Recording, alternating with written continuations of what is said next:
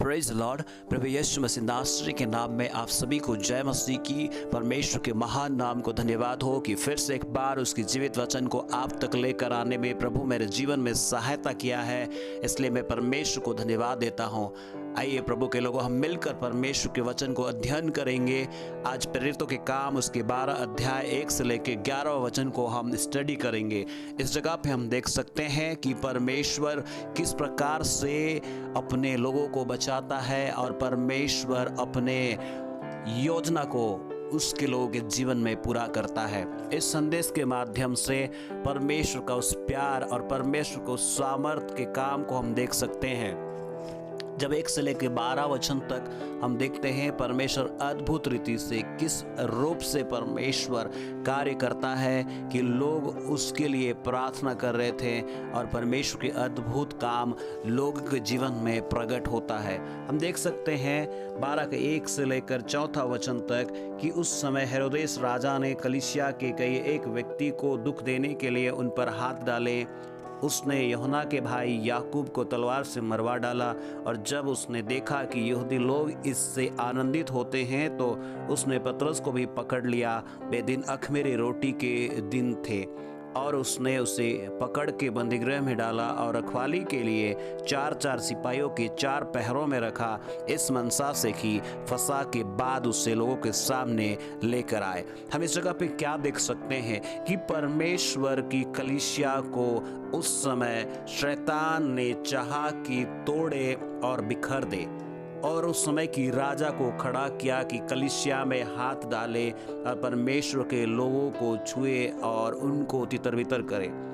पर एक बात हम देख सकते हैं, ये बातें जब हुई कलीसिया उस समय पे ठंडा नहीं हुआ, कलीसिया उस समय पे डरा नहीं, कलीसिया उस समय पे पीछे हटा नहीं। जब हम 5वां वचन से लेकर आगे को देखते हैं कि सो बंदीगृह में पतरस की रखवाली हो रही थी, परंतु कलीसिया उसके लिए लो लगाकर प्रार्थना कर रही थी।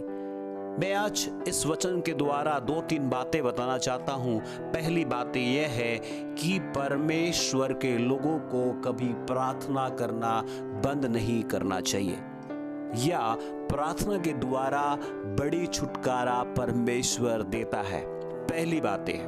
और दूसरी बात यह है कि परमेश्वर की योजना आपके जीवन में पूरा होके रहेगा, उसे रोकने के लिए कोई भी ताकत, कोई भी शक्ति जुटा ले, इस संसार पे आपको परमेश्वर की योजना आपके जीवन में पूरा होने से रोक नहीं सकता है।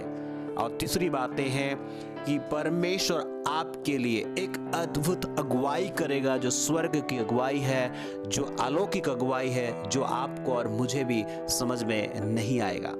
तो पहली बात यह है कि प्रार्थना के द्वारा बड़ी छुटकारा परमेश्वर लेकर आता है। जब इस प्रकार की घटनाएं उस समय पे घट रही थी, जब इस हालातें हो रही थी, कलीसिया के लोगों के बीच में एकता नजर आ रही थी, वो लोग डर रहे नहीं रहे थे।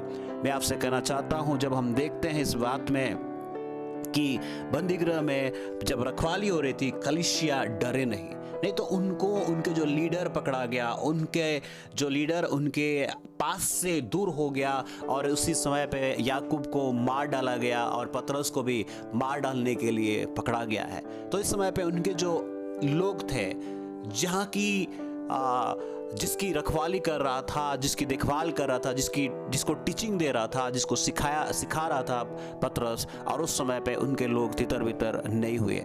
मैं आपसे कहना चाहता हूँ कि आपके जीवन में भी यदि इस प्रकार की घटनाएं घटती है कि आप जहाँ पे भी होंगे, परमेश्वर आपसे कहना चाहता है कि आप प्रार्थना में मजबूत हो जाए। कलीसिया कभी इन्होंने आपस में किसी के पास नहीं गए। हम लोग क्या देख सकते हैं 5वां वचन में कुछ बातों को कि देख सकते हैं, इन्होंने परमेश्वर के ऊपर पे पूरी तरह से भरोसा किया। दूसरी बात है, इन्होंने जाना कि उनके पास एक सर्वशक्तिमान परमेश्वर है कि प्रार्थना करने से उनको उस प्रॉब्लम से छुटकारा दे सकता है, पतरस को बंदीगृह से अद्भुत रीति से छुटकारा ला सकता है। और उन्होंने देखा कि पतरस को कुछ हानि नहीं होगा जब वो लोग प्रार्थना करेंगे। इसलिए प्रभु के लोगों, आप प्रार्थना करना ना छोड़े, बल्कि आप परमेश्वर में भरोसा भरोसा करें, परमेश्वर आपके जीवन के लिए महान काम करेगा। आपके लोगों के लिए प्रार्थना करना बंद ना करें, अपने परिवार के लिए प्रार्थना करना बंद ना करें, अपने पास्टर्स, अपने सेवकाई के लिए प्रार्थना करना बंद ना करें। अपने जो कार्य करते हैं उस कार्य में प्रभु के कार्य प्रकट होने के लिए प्रार्थना करते रहिए, ताकि परमेश्वर आपके जीवन में महान काम कर सकता है और उस काम को आप देख सकते हैं। दूसरी बात हमने देखा कि परमेश्वर आपके जीवन में उस काम को करता है, उसकी जो योजना है, उसकी जो इच्छा है आपके जीवन में पूरी होकर रहेगी। हम देख सकते हैं कि पतरस के लिए परमेश्वर की बड़ी योजना थी। पतरस के लिए परमेश्वर ने बड़ी योजना के द्वारा और भी सेवकाई बचा हुआ था उसका, और भी बहुत सारे काम बचे हुए थे। इसलिए हम देख सकते हैं शैतान ने कितने भी बड़ी मजबूत पहरा लगा दे, उसमें देख सकते हैं 4-4 जगहों पे 4-4 सिपाही पहरा लगाए हैं और उसको जंजीरों से बंधा गया है, सिपाही बांधे हैं। उस बीच में भी उसकी कोई भी योजना सफल नहीं हुआ। परमेश्वर ने बड़ी अद्भुत रीति से पतरस को बचाता है। इसका मतलब यह है कि आपके लिए शत्रु कितनी भी बड़ी योजना लगा ले, आपके लिए कितनी बड़ी योजना बना ले, कुछ भी योजना आपके जीवन में शैतान की योजना पूरा नहीं होगा, बल्कि परमेश्वर की योजना आपके लिए पूरा होगा। इसलिए भरोसा करें परमेश्वर पे कि आप उस महान और जीवित परमेश्वर के हाथ में हैं और उसके साथ में हैं और आप उसके बुलाए गए हैं। इसलिए प्रभु के लोगों, कभी भी अपने आप को निराश ना करें। यदि आप सेवक हैं, यदि आप प्रभु की सेवकाई करते हैं, यदि आप विश्वास करते हैं, तो आपके जीवन में भी कई बार शैतान कोशिश करता है कि आपको निराश करे, आपको हताश करे, इस प्रकार की सिचुएशन लेकर आए कि आपके जीवन में एक टूटने की अवस्था आए।